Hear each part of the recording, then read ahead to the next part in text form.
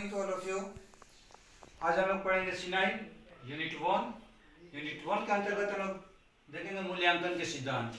अब तक हम लोगों ने देखा था मूल्यांकन क्या है, मूल्यांकन की परिभाषा, मूल्यांकन का अर्थ, मूल्यांकन की आवश्यकता। आज हम लोग देखेंगे मूल्यांकन के सिद्धांत यानी प्रिंसिपल ऑफ इवैल्यूएशन। तो देखिए, मूल्यांकन के सिद्धांत के अंतर्गत हम देखते हैं कि किसी भी कार्य के लिए उपकरणों का चुनाव इस तथ्य पर निर्भर करता है कि उस कार्य का उद्देश्य क्या है। तो पहला सिद्धांत इसका क्या होता है, उद्देश्य। जैसे कि हम सभी ये जानते हैं कि बिना उद्देश्य की प्राप्ति का हम कोई भी कार्य नहीं कर सकते।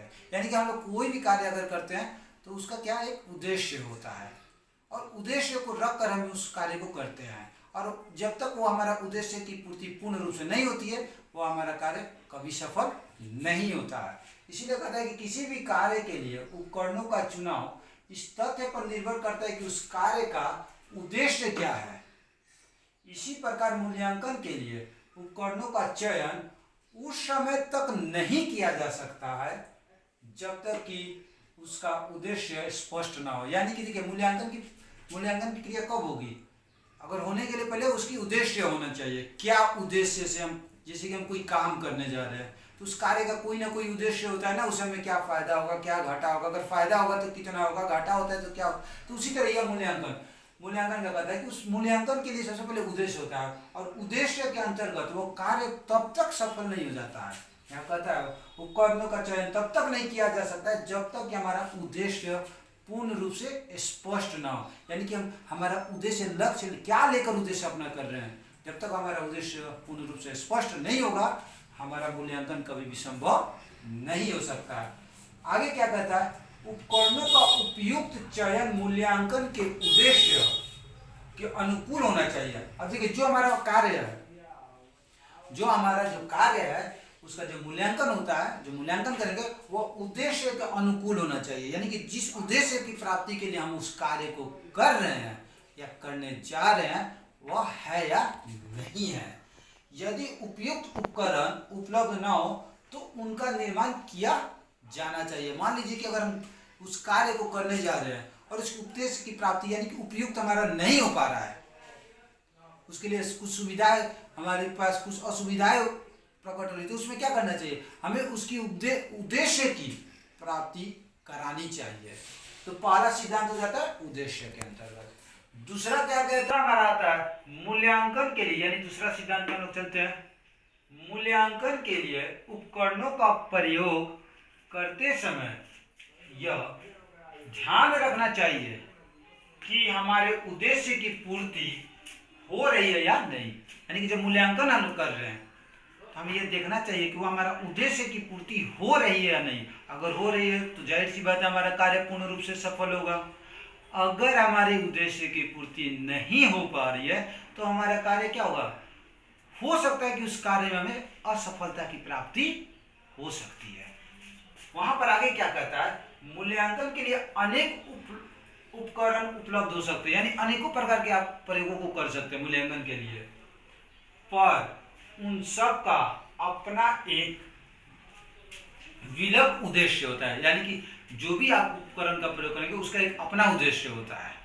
ठीक है, आगे क्या कहता है, अपना एक उद्देश्य होता है, वे अन्य उद्देश्यों की प्राप्ति में उतने सहायक नहीं होते हैं। अतः मूल्यांकन उपकरणों का प्रयोग अपने निश्चित उद्देश्य के अनुरूप ही करना चाहिए। यानी कि देखिए, अगर हम किसी चीज का मूल्यांकन कर रहे हैं तो हो सकता है कि देखिए मूल्यांकन के लिए अनेक प्रकार का उपकरण आपको मिल सकती है, लेकिन अगर उससे मिली जुली या 100% मिली जुली अगर उपकरण मिलती है हमें तो हमारा मूल्यांकन आसानी से हो सकता है। लेकिन उससे अगर रिलेटेड अगर हम करते तो हो सकता है कि हमारा मूल्यांकन सही अवस्था में जाते जाते अंततः लास्ट में गड़बड़ भी हो सकती है। थर्ड पॉइंट क्या कहता है आपका, किसी व्यक्ति या समूह के पूर्ण मूल्यांकन के लिए विभिन्न विविधताओं और उपकरणों का उपयोग करना चाहिए, क्योंकि किसी एक उपकरण द्वारा पूर्ण मूल्यांकन प्राप्त नहीं किया जा सकता। यानी कि देखिए, अब यहाँ पर मान लीजिए कि हम किसी बच्चे के व्यवहार के बारे में हम जानना चाहते हैं, तो बच्चे के व्यवहार, अगर किसी बच्चे के बारे में अगर हम जानना चाहते हैं तो क्या करेंगे, हम हो सकता है उनके अगल बगल पास पड़ोस वाले के लोग के पास जाकर उससे पूछेंगे। अगर एक व्यक्ति से हम पूछते हैं तो हो सकता है कि वो एक व्यक्ति सही भी बोल रहा है और हो सकता है कि वो एक व्यक्ति गलत भी बोल रहा है। इसीलिए हमें ये क्या करना चाहिए कि मूल्यांकन यानी कि एक व्यक्ति पर निर्भर न रहना चाहिए, हमें दूसरे व्यक्ति के साथ भी मिलना चाहिए कि दूसरा व्यक्ति क्या कहना चाहता है, दूसरे व्यक्ति के व्यवहार को समझना चाहिए। तब जाकर अगर हम दोनों व्यक्ति की समान व्यवहार अगर होती है, समान क्रियाएं होती है, दोनों का एक समान बोला हुआ होता है, तब हमारा उस बच्चे के प्रति मूल्यांकन सही होगा। लेकिन अगर दोनों का अलग अलग हो रहा है तो हमारा मूल्यांकन क्या हो सकता है, गलत हो सकता है। 4 पॉइंट कहता है मूल्यांकन को अपने आप में अंत न समझकर उसे अन्य उच्च लक्ष्यों की प्राप्ति का माध्यम समझना चाहिए। देखिए यहाँ पर कहता है हो सकता है कि हम किसी चीज का मूल्यांकन कर रहे हैं, मूल्यांकन का मतलब ये नहीं है कि अगर हमें उसके बारे में सही निर्णय मिल गया तो वो खत्म हो गया, नहीं। अब हमें ये जान करना चाहिए कि हम और आगे कैसे बढ़े। मान लीजिए कि हम किसी प्रकार का व्यापार कर रहे हैं, तो व्यापार में अगर 1 रुपया आ गया, अगर हम 10 रुपया लगाकर अगर उसमें 2 रुपया अगर नफा कमा लेते हैं तो इसका मतलब ये नहीं कि हमें पूरा प्रॉफिट हो गया, हमें और आगे बढ़ते रहना चाहिए। कैसे बढ़ना है, किस प्रकार से बढ़ना है, क्या करके और आगे बढ़ेंगे, ये हमें उसको हमेशा निरंतर करते रहना चाहिए। वही यहाँ पर कहता है कि मूल्यांकन को अपने आप में अंत ना समझकर, यानी कि मूल्यांकन का कभी कोई अंत नहीं है, उसे अन्य उच्च लक्ष्यों की प्राप्ति का माध्यम समझना चाहिए। यानी कि उसको मूल्यांकन का कभी अंत नहीं हो सकता है, वो हमेशा क्या होता है व्यक्ति के जीवन में हमेशा बनता ही रहता है। तो हमें जैसे जैसे सफलता की प्राप्ति होती है हमें वैसे वैसे क्या होना चाहिए, आगे बढ़ते चले जाना चाहिए, यानी कि हमें उच्च स्तर पर जाते रहना चाहिए सोच समझकर।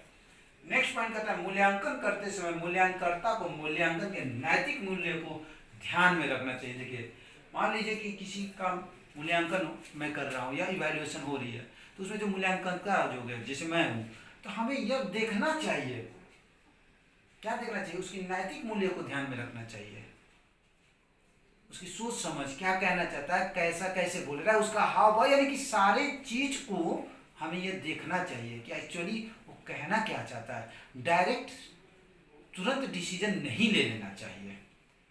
तो आज माय डियर स्टूडेंट, आज हम लोगों ने पढ़ा मूल्यांकन के सिद्धांत। So thank you. इसके बाद हम लोगों की जो नेक्स्ट क्लास होगी मूल्यांकन की प्रक्रिया के बारे में। Have a nice day.